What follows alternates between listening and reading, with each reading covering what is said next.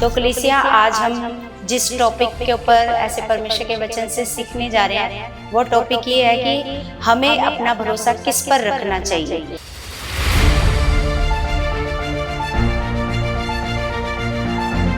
तो हम परमेश्वर पिता के वचनों से सीखते हैं, वचन के द्वारा ही सीखते हैं कि हमें अपना भरोसा किसके ऊपर रखना चाहिए।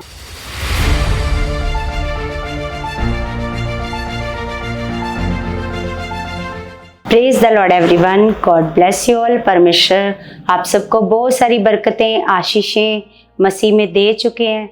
सर्वशक्तिमान जीवित पिता परमेश्वर का हम धन्यवाद करते हैं प्रभु यीशु मसीह के नाम से।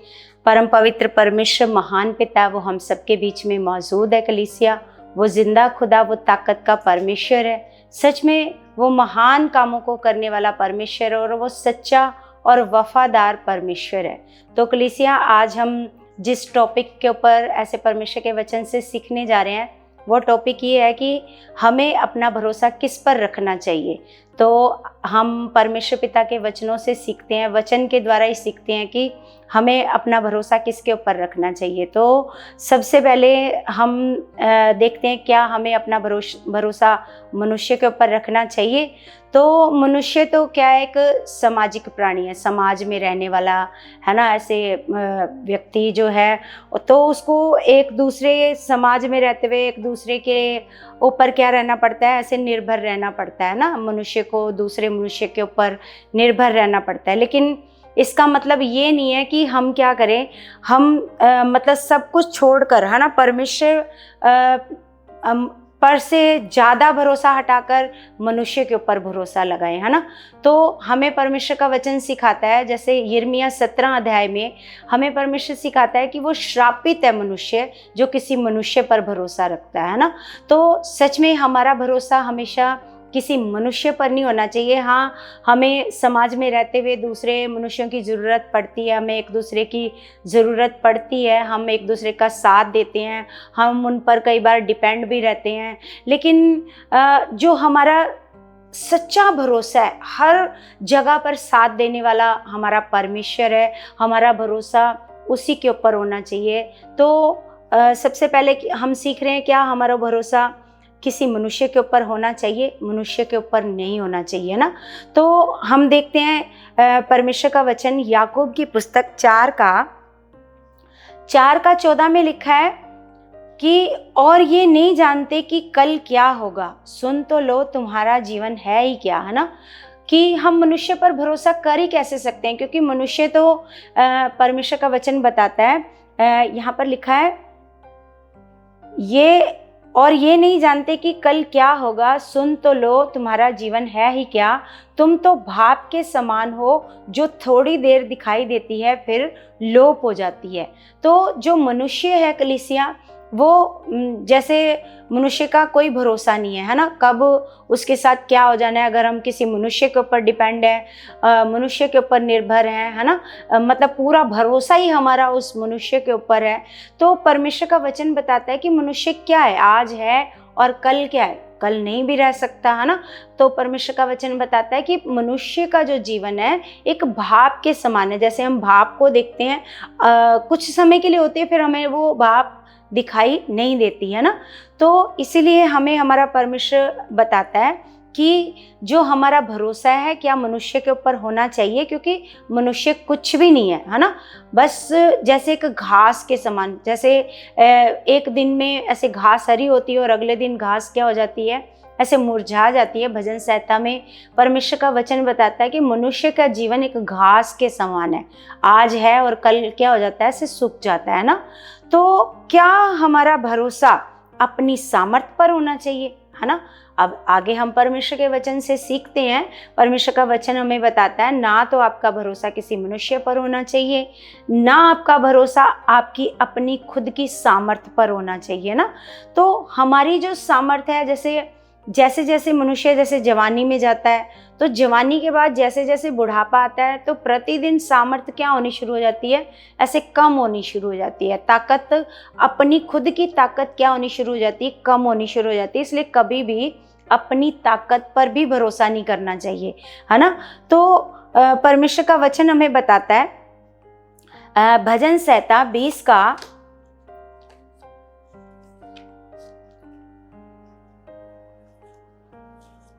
20 का हम 7 पढ़ते हैं कलीसिया, तो यहाँ पर लिखा है,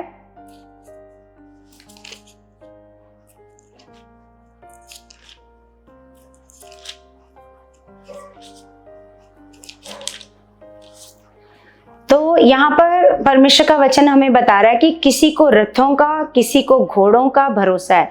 तो यहाँ पर भी किसका ऐसे सामर्थ पर ऐसे भरोसा हो रहा है।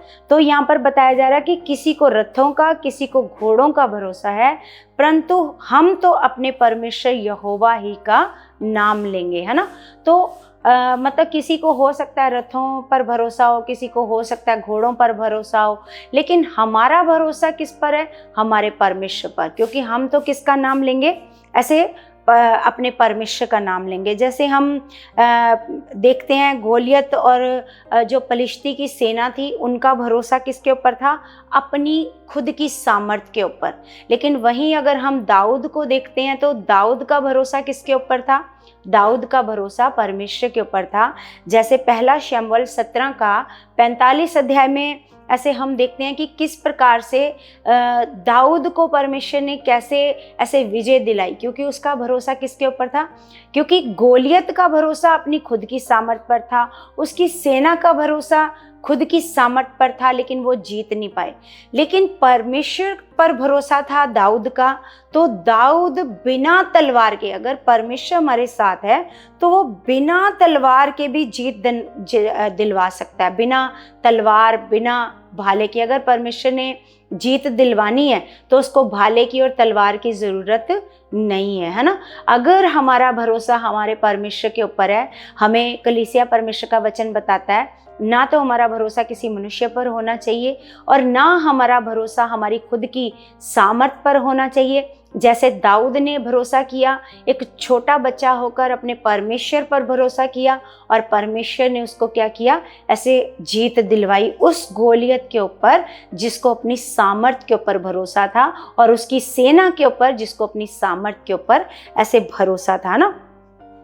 तो आगे हम देखते हैं कि क्या हमारा भरोसा ऐसे हमारे ज्ञान पर होना चाहिए, क्योंकि हमें परमेश्वर का वचन बताता है कि ये जो संसार का ज्ञान है ये मिट जाएगा, है ना। ये हमेशा के लिए नहीं रहेगा, संसार का ज्ञान ऐसे मिट जाएगा। और सबसे बड़ी बात हमें परमेश्वर का वचन बताता है कि ज्ञान जो है वो घमंड को उत्पन्न करता है। कभी भी हमारा भरोसा ज्ञान के ऊपर नहीं होना चाहिए, है ना। तो हमारा भरोसा हमेशा ऐसे अपने परमेश्वर पिता पर होना चाहिए। हमें परमेश्वर का वचन बता रहा है कि हमारा जो भरोसा है हमारे ज्ञान के ऊपर भी नहीं होना चाहिए। जैसे हम परमेश्वर का वचन देखते हैं, पहला कुरिन्थियों 13 अध्याय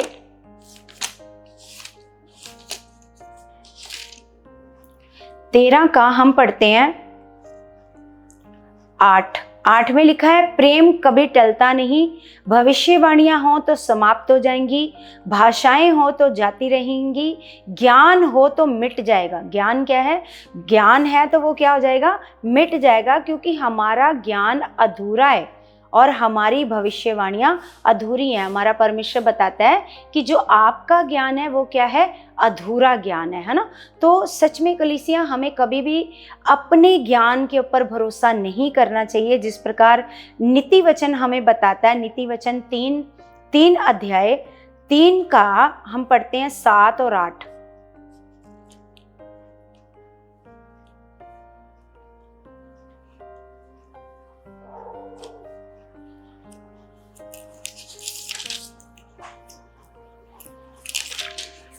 तो यहां पर लिखा है, अपनी दृष्टि में बुद्धिमान ना होना। तो यहाँ पर हमें परमेश्वर का वचन सिखा रहा है कि कभी भी अपने ज्ञान के ऊपर आपने भरोसा नहीं करना, क्योंकि कलीसिया हम देखते हैं कि ये जो नीति वचन है ये सुलेमान के द्वारा लिखे गए हैं, और हम जानते हैं कि सुलेमान के पास बहुत ज़्यादा बुद्धि थी, है ना। तो जिसके पास बहुत ज़्यादा बुद्धि है वो भी हम लोगों को सलाह दे रहा है, वो भी परमेश्वर के वचन में लिख रहा है कि अपनी दृष्टि में बुद्धिमान ना होना, यहोवा का भय मानना और बुराई से अलग रहना। है ना। ऐसा करने से तेरा शरीर भला चंगा और तेरी हड्डियां पुष्ट रहेंगी। हमें हमारा परमेश्वर का वचन बता रहा है, परमेश्वर बताता है अपने वचन के द्वारा कि हमें कभी भी अपने ज्ञान के ऊपर भरोसा नहीं करना, कभी भी अपनी दृष्टि में अपने आप को समझदार नहीं समझना, क्योंकि परमेश्वर का वचन बताता है कि हमारी जो बुद्धि है परमेश्वर के सामने कुछ भी नहीं है, तुच्छ है वो बुद्धि जो हमारे पास है। क्योंकि सच में परमेश्वर जो है, वो परमेश्वर के पास जो बुद्धि है वो सच में अगम बुद्धि है। ऐसी बुद्धि ना किसी के पास है, कभी नहीं हो सकती किसी के पास, क्योंकि परमेश्वर महान है, वो सामर्थी है। तो इसलिए हमें हमारा परमेश्वर का वचन बताता है कि हमें कभी भी अपने ज्ञान के ऊपर भी भरोसा नहीं करना है। तो क्या फिर हमें अपने धन के ऊपर भरोसा करना है? हमें परमेश्वर आगे अपने वचनों से सिखाता है कि नहीं, हमें कभी भी अपने धन के ऊपर भी भरोसा ऐसे नहीं करना है, क्योंकि परमेश्वर का वचन बताता है कि धन को भी क्या लग जाता है, काई लग जाती है, कीड़ा लग जाता है। सोचो, जो खुद अपने काम नहीं आता तो वो आपके हमारे किसके काम आएगा ना। तो हमें कभी भी अपना भरोसा अपने धन के ऊपर भी नहीं रखना। तो हमें परमेश्वर का वचन बताता है, जैसे हम परमेश्वर का वचन पढ़ते हैं यहेजकेल की पुस्तक में,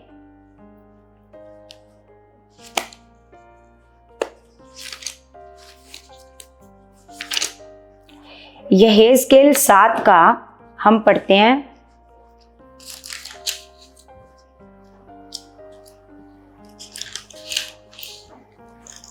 7 का पढ़ेंगे हम लोग 19। तो लिखा है वे अपनी चांदी सड़कों में फेंक देंगे और उनका सोना अशुद्ध वस्तु ठहरेगा। यहोवा की जलन के दिन उनका सोना चांदी उनको बचा ना सकेगी, ना उससे उनका जी संतुष्ट होगा, ना उनके पेट भरेंगे, क्योंकि वह उनके अधर्म के ठोकर का कारण हुआ है। तो यहाँ पर हमें परमेश्वर का वचन सिखा रहा है, यहाँ पर बताता है कि वो क्या करेंगे, अपना ऐसे चांदी, अपना सोना क्या कर देंगे, ऐसे सड़कों पे ऐसे फेंक देंगे। उनका सोना क्या ठहरेगा, ऐसे अशुद्ध ठहरेगा। और क्योंकि ना और वो सोना और चांदी उनको बचा ऐसे नहीं सकेगी, क्योंकि ना हमें धन बचा सकता, ना सोना, ना चांदी, ना कोई मनुष्य। हमेशा कोई विपत्ति है, कोई हालात है, तो हमें केवल हमारा परमेश्वर बचा सकता है। अगर हमारा भरोसा हमारे परमेश्वर के ऊपर है तो वही है कलीसिया जो हर परिस्थिति में हमारा साथ देता है। धन हमारा साथ नहीं दे सकता, ना कोई हमारा ज्ञान साथ दे सकता, ना कोई मनुष्य हमारा साथ दे सकता। हमारा साथ दे सकता है जो वो है सर्वशक्तिमान परमेश्वर। तो हमें हमारा परमेश्वर का वचन बता रहा है कि हमें कभी भी अपने धन के ऊपर भी ज़्यादा, ऐसे परमेश्वर से ज़्यादा भरोसा, है ना, परमेश्वर से ज़्यादा भरोसा हमने धन के ऊपर भी नहीं करना, क्योंकि हमें परमेश्वर का वचन बताता है कि परमेश्वर से ज़्यादा हमने किसी के ऊपर भी भरोसा नहीं करना। क्योंकि हाँ, ये हमारी चीज़ें जो हैं, ये हमारे लिए काम की चीज़ें हमारे लिए परमेश्वर ने बनाई हैं, लेकिन परमेश्वर ये चाहता है कि इन सब चीज़ों से अधिक आप किस पर भरोसा रखो, आप अपने परमेश्वर पर भरोसा रखो ना। तो यहाँ पर हम एक वचन और पढ़ते हैं लूका की पुस्तक में, लूका 12 का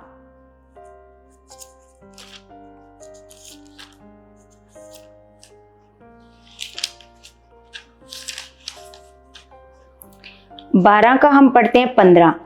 तो उसमें लिखा है और उसने उनसे कहा, चौकस रहो और हर प्रकार के लोभ से अपने आप को बचाए रखो, क्योंकि किसी का जीवन उसकी संपत्ति की बहुतायत से नहीं होता। किसी का भी जीवन, अगर किसी के पास बहुत ज़्यादा संपत्ति है ना, तो ऐसा नहीं है कि उस बहुत ज़्यादा संपत्ति से उसका जीवन अच्छा हो सकता है, क्योंकि हमारा जो जीवन है कलीसिया, बहुत ज़्यादा संपत्ति से नहीं अच्छा हो सकता। हमें हमारे परमेश्वर का वचन बताता है कि हर प्रकार के लोभ से अपने आप को बचाए रखो, क्योंकि किसी का जीवन उसकी संपत्ति की बहुतायत से नहीं होता। हमारा जीवन किसके द्वारा होता है? हमारा जीवन हमें मिलता है हमारे परमेश्वर के द्वारा।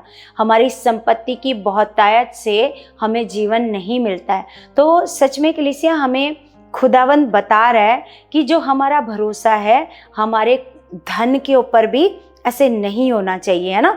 तो हमारा जो भरोसा है कलीसिया, संपूर्ण मन से किस पर होना चाहिए? हमारे परमेश्वर के ऊपर, है ना। संपूर्ण मन से हमें किस पर भरोसा करना है? अपने परमेश्वर के ऊपर। अगर हर परिस्थिति में कोई साथ खड़ा रह सकता है तो वो है हमारा परमेश्वर, है ना। अगर बीमारी में हमें चंगा कर सकता है तो वो है परमेश्वर। गरीबी से, हालात से निकाल सकता है तो वो है हमारा परमेश्वर, कोई और नहीं निकाल सकता है। तो हम परमेश्वर का वचन पढ़ते हैं, नीति वचन 3 का हम पढ़ते हैं।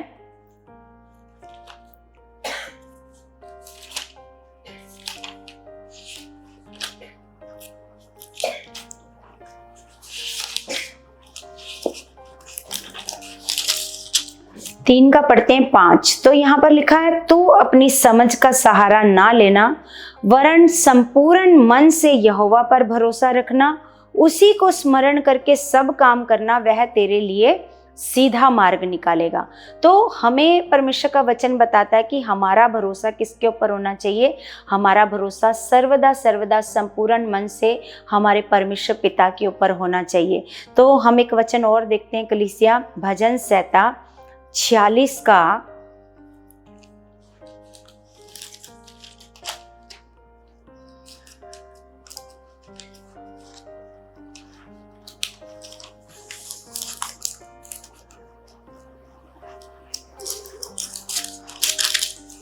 46 में लिखा है, परमेश्वर हमारा शरण स्थान और बल है, संकट में अति सहज से मिलने वाला सहायक है ना।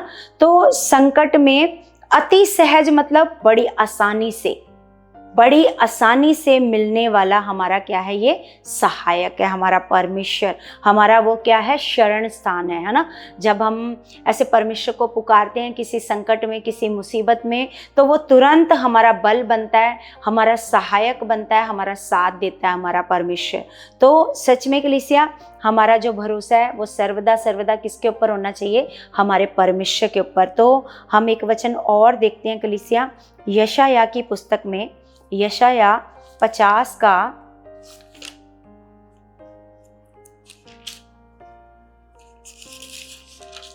50 का पढ़ते हैं 10।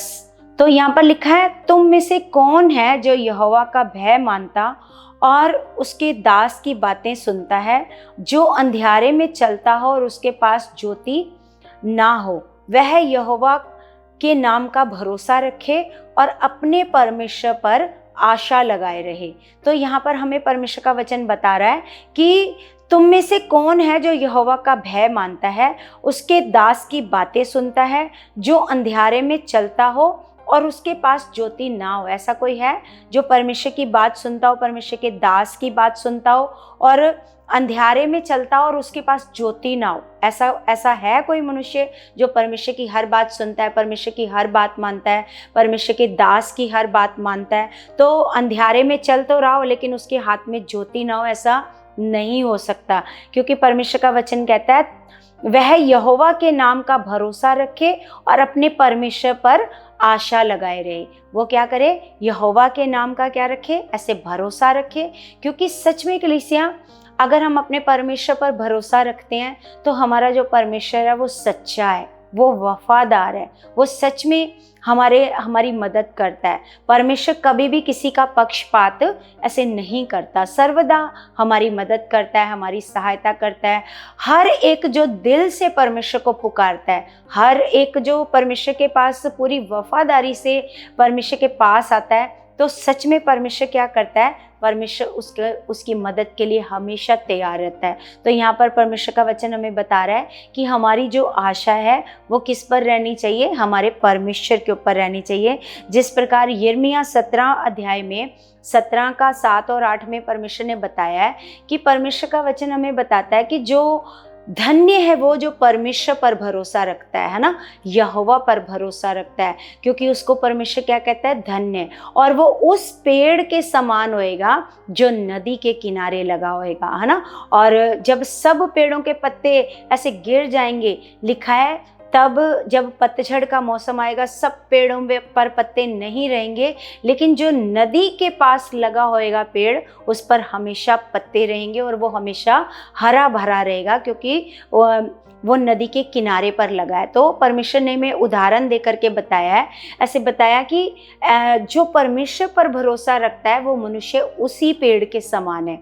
तो हमें हमारा परमेश्वर सिखाता है कि हमारा भरोसा किस पर होना चाहिए, ना तो किसी मनुष्य पर होना चाहिए, ना अपनी सामर्थ्य पर होना चाहिए, ना अपने ज्ञान पर होना चाहिए और ना धन पर होना चाहिए। हमारा भरोसा केवल हमारे परमेश्वर पर होना चाहिए। अगर हमारा भरोसा हमारे परमेश्वर पर होएगा, क्योंकि परमेश्वर का वचन कहता है कि ईश्वर मनुष्य नहीं है कि वो झूठ बोले, है ना, और जो वादा वो आपके साथ करे वो उसको पूरा ना करे, ऐसा परमेश्वर नहीं है। क्योंकि सच में वो सच्चा वफादार साथी है। वो आपके परमेश्वर अपने वादे को पूरा करता है। वो कहता है कि मैं तुम्हें कभी नहीं छोड़ूंगा, मैं तुम्हें अनाथ कभी नहीं छोड़ूंगा, है ना, मैं सदा तुम्हारे साथ रहूंगा। तो सच में वो हमारा पिता है कलीसिया। अगर हम पूरे दिल से, पूरे मन से परमेश्वर को प्रेम करते हैं, परमेश्वर पर भरोसा करते हैं, तो सच में परमेश्वर हर समय हमारे साथ खड़ा रहता है। परमेश्वर हमारी मदद करता है, हमारी सहायता करता है।